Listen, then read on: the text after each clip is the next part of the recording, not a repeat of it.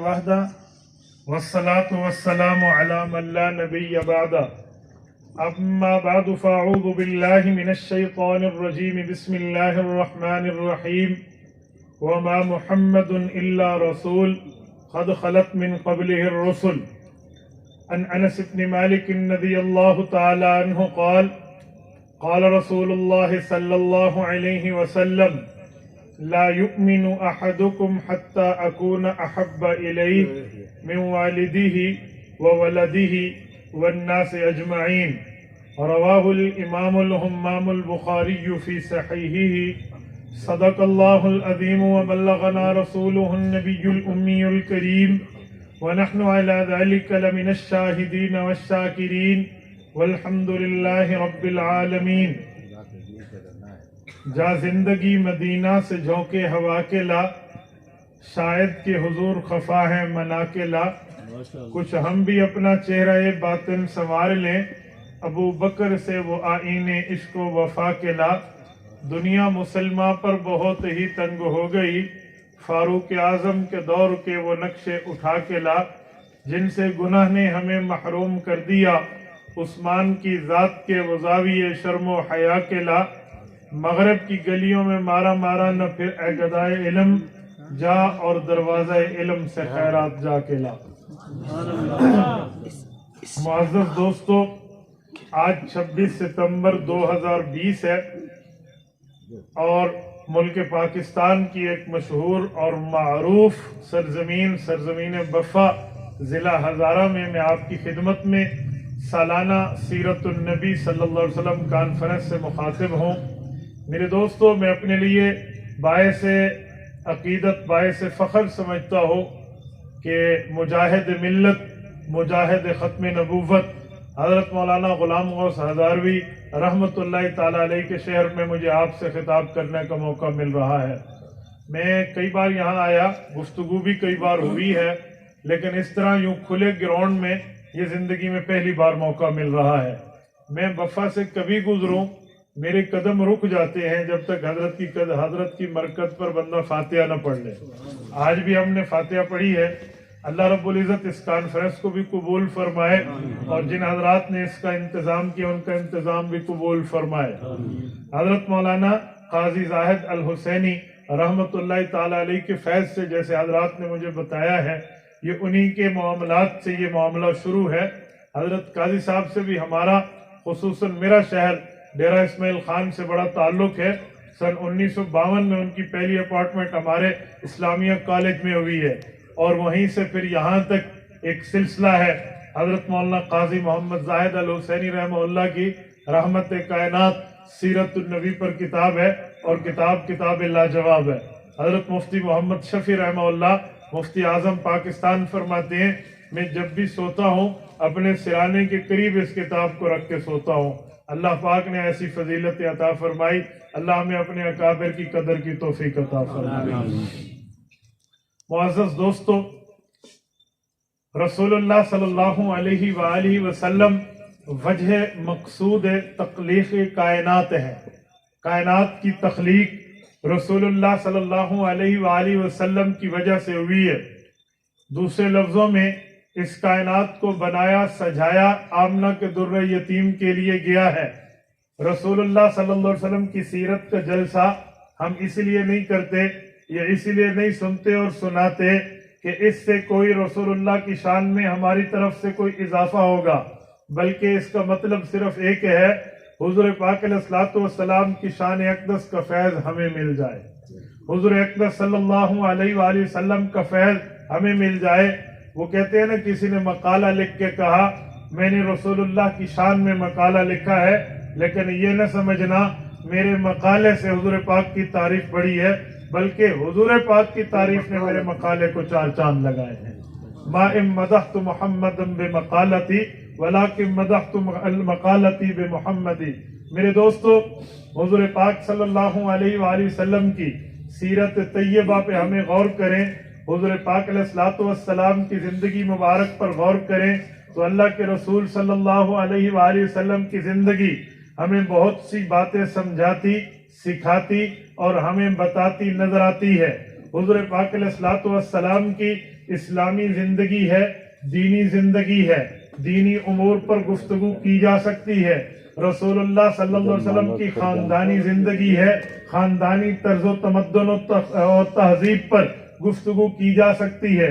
حضور پاک علیہ السلام کی سماجی زندگی ہے، حضور علیہ السلام بیٹے ہیں اپنے والد کے اور پوتے ہیں اپنے دادا کے، بھتیجے ہیں اپنے چچوں کے، اور حضور پاک علیہ السلام خاوند ہیں اپنی بیویوں کے، حضور والد ہیں اپنی اولادوں کے، 4 صاحبزادیوں اور 3 صاحبزادوں کے، اس پر بھی گفتگو کی جا سکتی ہے۔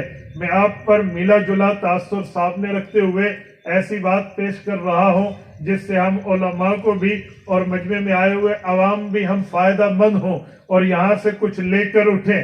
میرے دوستو، حضور پاک علیہ السلام کی زندگی پر اگر ہم غور کریں، اللہ رب العزت نے پیغمبر علیہ السلام کی زندگی آپ کے اور میرے لیے نمونہ بنائی ہے۔ ہم رسول اللہ صلی اللہ علیہ وسلم کی سیرت و کردار پر غور کریں، ہمیں رسول اللہ کی زندگی میں اپنے لیے سبق ملتے نظر آتے ہیں۔ میرے دوستو، حضور اقدس صلی اللہ علیہ وآلہ وسلم جب اس دھرتی پر تشریف لائے ہیں، اس وقت دنیا میں شرک گھٹا ٹوپ اندھیروں میں مکہ المکرمہ ڈوبا ہوا ہے، لیکن اللہ کے رسول صلی اللہ علیہ وسلم نے اللہ کے حکم کو لے کر اس شرک کے اندھیروں کو توحید کی روشنی کی طرح جلا بخشی ہے۔ اس سے ہمیں سمجھ آتا ہے معاشرہ اگر ایک معاملے میں چل رہا ہو اور وہ اس کا چلن، اس کے معاملات شریعت کے مخالف ہوں تو ہمیں معاشرے کی اتباع نہیں کرنی، بلکہ ہمیں اس کی اتباع کرنی ہے جو ہمیں اللہ کہے یا اللہ کا رسول کہے۔ نمبر 2، ہمیں رسول اللہ صلی اللہ علیہ وسلم کی سیرت اور کردار سے ایک بات سمجھ آتی ہے کہ حق بات کہے، حق وقت پر کہیں، حق طریقے سے کہیں۔ آج کل کچھ لوگ حق بات تو کر لیتے ہیں لیکن اس کا وقت حق نہیں ہوتا۔ وہ کون سا وقت ہے، کون سا لفظ کس موقع پہ کہنا چاہیے، اس وقت بندے کو بات کرنی چاہیے۔ میں مثال دوں گا تو بات سمجھ آئے گی۔ رات میں بات کر رہا تھا، میں نے مثال دیتے ہوئے کہا کہ بعض اوقات لفظ بولنا ہے، کہاں بولنا ہے، کیسے بولنا ہے، اس کے انداز ہوتے ہیں، اس کا بھی اپنا وقت ہوتا ہے۔ مثلا میرے ساتھ یہ مفتی سہراب صاحب بیٹھے ہیں، اللہ نہ کرے ان کی ایک سائڈ میں بچھو یا سانپ آئے تو میں اس وقت یوں نہیں کہوں گا حضرت مولانا مفتی سہراب دامت برکاتہم العالیہ قابل قدر ہیں، قابل عزت ہیں، عالم دین ہیں، اللہ کے رسول کے وارث ہیں۔ تھوڑا خیال کریں، اگر آپ اپنی دائیں سائڈ پہ دیکھیں تو ایک سانپ بیٹھا ہوا ہے، اتنی بات کروں گا تو سانپ ڈس لے گا۔ میں نے مولانا کا نام نہیں لینا، میں نے تعریفیں نہیں کرنی، میں نے ہلکا بات نہیں دینے، کیوں؟ اب وقت اس بات کا متحمل نہیں ہے، وقت اس بات کی اجازت نہیں دیتا۔ میں نے فوراً کہنا ہے سانپ سانپ سانپ۔ اس سے سمجھ آیا کہ کون سا وقت کس طرح بات کرنا ہے، یہ بندے کو سیکھنا پڑتی ہے۔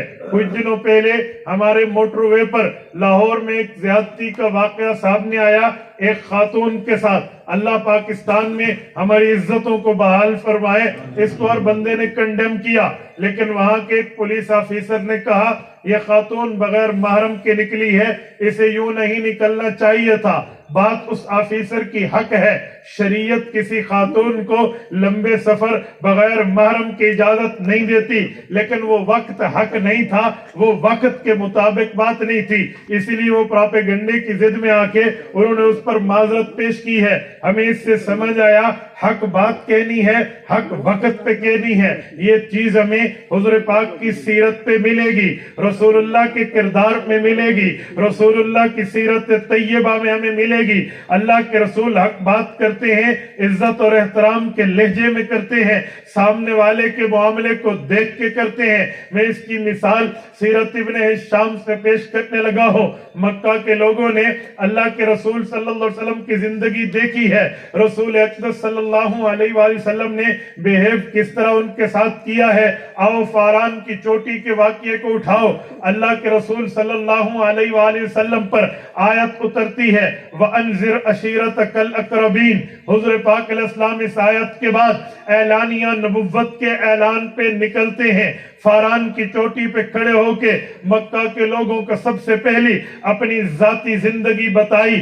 حل وجدتمونی صادقا ام کاذبا، اے لوگو لقد لبثت فیکم عمرا، میں نے عمر کے 40 سال تمہارے اندر گزارے ہیں. تم نے میرے شب و روز دیکھے ہیں، دن رات دیکھے ہیں، گرمی سردی کا زمانہ دیکھا ہے، میری خلوت و جلوت سے واقف ہو. مجھے بتاؤ آپ نے مجھے کیسا پایا ہے؟ حضور پاک کی یہ سیرت ہمیں ایک سبق دیتی ہے کہ اگر کوئی مقتدا ہے، پیشوا ہے، رہنما ہے اور کسی بات پہ لیڈرشپ اسے ملی ہے، اسے چاہیے یہ اپنا پرسنلی کردار اور اپنا ذاتی کریکٹر بالکل صاف رکھے، کل کوئی اس پر بات نہ کر سکے. سیرت طیبہ میں حضور پاک علیہ السلام نے سب سے پہلے اپنی ذات کو پیش کیا ہے، اس کے بعد اللہ کے رسول نے ان پر فیصلہ چھوڑا ہے. وہ لوگ کہنے لگے ہیں جربناک غیر مرہ ما وجدنا فیک الا صدقا، ہم نے آپ کو کئی بار آزمایا ہے لیکن جب بھی آزمایا آپ کو سراپا سچا پایا ہے. جب رسول اللہ صلی اللہ علیہ وسلم نے دیکھا ان کو میری ذات پہ کوئی اعتراض ملا نہیں کیونکہ کوئی اعتراض تھا نہیں، تو حضور پاک علیہ السلام نے دعوت پیش کی ہے. دعوت میں فرمایا قولوا لا الہ الا اللہ تفلحوا، اے لوگو کلمہ پڑھ لو، تم دنیا میں بھی کامیاب، تم آخرت میں بھی کامیاب ہو جاؤ گے. سیرت طیبہ کے اس پہلو سے ہمارے سامنے ایک بات نکلتی ہے کہ جب بندہ کسی کو دعوت دے پہلے اس کا دل لے پھر اس سے دن لے. پہلے ہمیں دل لینا چاہیے پھر دن لینے چاہیے. دل لینے کا معنی اس کے ساتھ ہماری گفتگو اکرام اعزاز احترام کے درجے میں ہو، اس کے بعد بندہ اپنی دعوت کو پیش کرے. حضور اقدس صلی اللہ علیہ وآلہ وسلم پہ اس دعوت کے بعد جو سب سے پہلا حملہ ہوا ہے وہ حضور پاک کی فیملی ممبر سے ہوا ہے، باہر سے نہیں ہوا، خاندان کے اندر سے ہوا ہے، خاندان کے باہر سے نہیں ہوا. ابو لہب عبد العزیٰ بن عبد المطلب اللہ کے رسول کے چچا ہے، اس کا ہاتھ زمین پر گیا ہے، پتھر اٹھایا ہے.